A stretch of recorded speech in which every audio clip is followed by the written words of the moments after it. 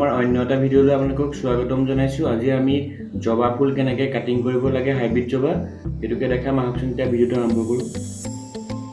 ফুলপাহ চাওক কিমান ডাঙৰ ফুল, ডাবুল ফুললে আপোনাৰ দেখিয়ে ভাল লাগে। ইয়াৰ কলিটো চাব পাৰে, আপোনাৰ কলিটো বেলেগ জবাতকৈ বহুত ডাঙৰ হয়। এই জবাটো আমাৰ ওচৰৰ বাজনী ঘৰতে আছিলে। আপোনাৰ বহুতকেইটা কালাৰ আছে তাই তাত, আমি আজি তাৰ পৰাই কাটিংবোৰ নিব আহিছোঁ। ইমান ধুনীয়া কালাৰ চাওক। আৰু এই ৰঙাটো আপোনাৰ এটা লোকেলো পায়, এটা হাইব্ৰিডো পায়। ডাবুল হয়, এইটো হাইব্ৰিড হয়। কলিকেইটা চাওক আপোনাৰ কিমান ডাঙৰ ডাঙৰ। চিংগুল যি হ'লহেঁতেন আপোনাৰ কলিটো সৰু হ'ল হয়। এতিয়া আমি ডালবোৰ আমাৰ নিৰ্বাচনী কৰি আমি লৈ ল'ম, কোনকেইটা ডাল আমি ল'ম। এইটো আপোনাৰ গুৰি ডালটোকে ল'ম বুলি ভাবিছোঁ মই। আপোনাৰ যিহেতু গোটেই আপোনাৰ গছজোপা চাওকচোন, প্ৰতিটো ডালতে আপোনাৰ কলিবোৰ ভৰ্তি হৈ আছে। কলি থাকিলে আপোনাৰ ডালো কাটিবলৈ মন নাযায়। সেইকাৰণে মই আপোনাৰ এই গুৰি ফালৰ পৰাই এইটো ল'ম বুলি ভাবিছোঁ। যিহেতু এইটো বুঢ়া ডাল হয়, এইটো হৈ যাব, আপোনাৰ তলৰ ফালে আছে। সেইখিনি আপোনাৰ কাট কৰি দিব। এতিয়া আমি কাটিংবোৰ সকলো কালেক্ট কৰি লোৱা হওক, তাৰপিছত আমি প্ৰচেছ আৰম্ভ কৰিম। ঠিক আছে, মই কাটি আনিলোঁ চব ডালবোৰ। এইবোৰ আপুনি ইমানটোকে আপুনি কাটি দিব, সৰু সৰু কৰিব, বেছি ডাঙৰ দীঘল নকৰিব।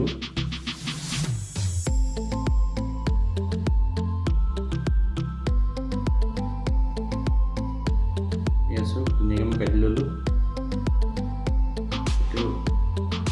45কে এতিয়া মানে কাটি দিব পাৰিব, নহ'লে পিছতো কাটি ল'ব পাৰিব।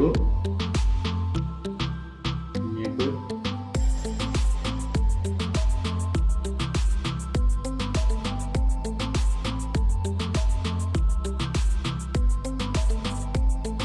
মই ডালবোৰ ধুনীয়াকৈ কাটি ল'লোঁ। এতিয়া আপোনাৰ এই তলৰ পৰা 1 ইঞ্চিমান আপোনাৰ ছালটো এৰুৱাই দিব। ছালটো চুচি পুৰা ধুনীয়াকৈ এৰুৱাই দিব।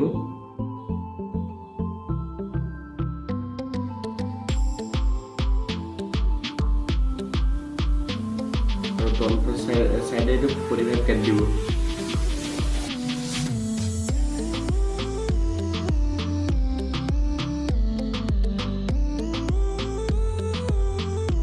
এনেকৈ পানীত তিয়াই থৈ দিব। আপোনাৰ এতিয়া চইল মিক্সটো আপোনাৰ ৰেডি কৰি ল'ব। চইল মিক্সত মই আপোনাৰ গাৰ্ডেন চইল দিছোঁ। গাৰ্ডেন চইল দিছোঁ, বেলেগ একো দিয়া নাই। আৰু এতিয়া যিহেতু গৰম কালি ন, সেইকাৰণে আপোনাৰ মইচাৰটো মেইনটেইন কৰিবৰ কাৰণে অলপ কোকোপিট দি দিছোঁ।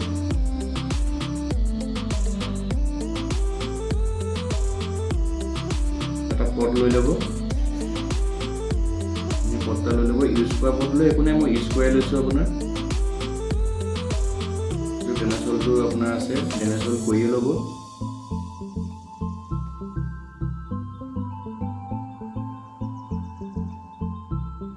চইল মিক্সটো ধুনীয়াকৈ মিলাই ল'ব।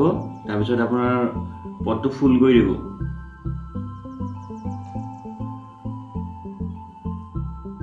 ইয়াৰ মই ফুল কৰি দিলোঁ পটটো। তাৰপিছত ইয়াৰ ৰুটেক্স পাউডাৰ আপোনালোকে বেলেগ যদি হৰমন প্ৰটিন ইউজ কৰিব পাৰে। মই আপোনাৰ ৰুটেক্স পাউডাৰ ইউজ কৰিছোঁ। এনেকৈ ধুনীয়াকৈ লগাই 3 ইঞ্চিমান আপোনাৰ মাটিৰ তলত ভৰাই দিব। এনেকৈ মই গোটেইকেইডাল লগাই লওঁ।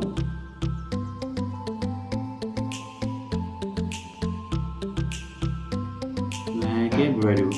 ইয়াছে মই গোটেইডাল লগাই দিলোঁ। এতিয়া আমি ধুনীয়াকৈ পানী দি দিম। পানীটো এনেকুৱাকৈ দিব যাতে ড্ৰেনেজ হ'লেদি পানীটো যাতে ওলাই যায়। মই যাতে পানী কৰিব কেলৈ 20 দিনমান আমি পানী নিদিব।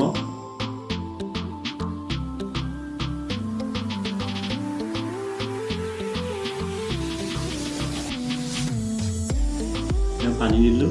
এতিয়া আপোনাৰ হিউমিডিটি বহুত হাই হয় আপোনাৰ বাৰিষা ছিজনটো, সেইকাৰণে আপোনাৰ কাম এটা কৰিব, মইশ্চাৰটো আপোনাৰ মেইনটেইন হৈ থাকিব লাগিব। সেইকাৰণে আপোনাৰ ছাইডত এডাল ধুনীয়াকৈ লগাই দিব।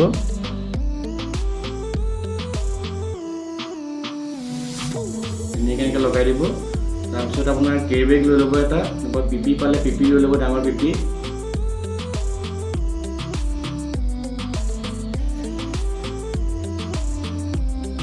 এনেকৈ ধুনীয়াকৈ কাটি মাৰি দিব।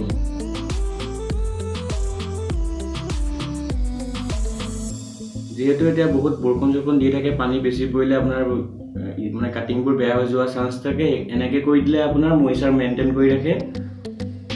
আপোনাৰ 20-25 দিনত ইয়াৰ আপোনাৰ শিপা আহি যাব, পাত চাত ওলাই যাব, ধুনীয়াকৈ আপুনি এটা এটাকৈ ৰুই দিব পাৰিব।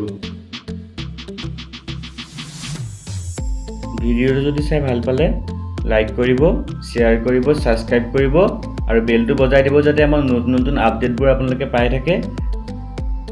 আৰু অন্য এটা ভিডিঅ' লগ পোৱা প্ৰতিশ্ৰুতি লৈ আজিলৈ বাই বাই।